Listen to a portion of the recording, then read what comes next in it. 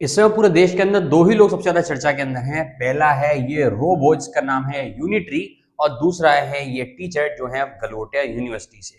अब ये पूरा प्रकरण ये था कि गलगोटिया यूनिवर्सिटी ने एक समिट लगाया, एक एआई समिट के अंदर अपनी स्टॉल लगाई, जिसके अंदर इस रोबोट को प्रेजेंट कर दिया एंड उसके अंदर बोला कि भैया ये रोबोट बना है गलगोटिया यूनिवर्सिटी के बच्चों ने। लेकिन बाद में मालूम पड़ा कि ये रोबोट है जिसका नाम ये ओरायन बोल रहे हैं, वो असली में चाइनीज रोबोट है और उन लोगों ने इंपोर्ट किया है चाइना से और बस अपनी प्रदर्शनी के अंदर शो कर दिया, और इसका असली नाम है यूनिट्री।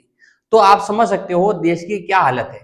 जिसको हम रिसर्च क्लेम करते हो सही में रिसर्च नहीं होती है, वो कहीं से बाइंग कॉपी होती है, मॉडल कहीं से ले लेते हैं हम, उसको शोकेस कर देते हैं। उनको लगता है कि लोग भी यहाँ के पागल हैं, इनको पता ही नहीं चलेगा, इनको हम कुछ भी शो कर सकते हैं ताकि हम नए बच्चे अट्रैक्ट कर सके अपने एआई के, अपने रिसर्च के बच्चे और ज्यादा अट्रैक्ट कर सके। इसलिए हम कुछ ही प्रेजेंट करना शुरू कर देते हैं, उस पर कोई कोई लगाम भी नहीं है जब तक बाहर चीजें नहीं आती हैं। वो तो बाई चांस ये चीज बाहर आ गई, इसलिए इसको हम इतना तूल दे रहे हैं। आपको मालूम होगा हमारे रिसर्च जो है सोनम वांगचुक जो उस समय ऑलरेडी जेल के अंदर, तो आप समझ सकते हो रिसर्च का, इंस्टीट्यूशंस का हमारे देश के अंदर क्या हाल है।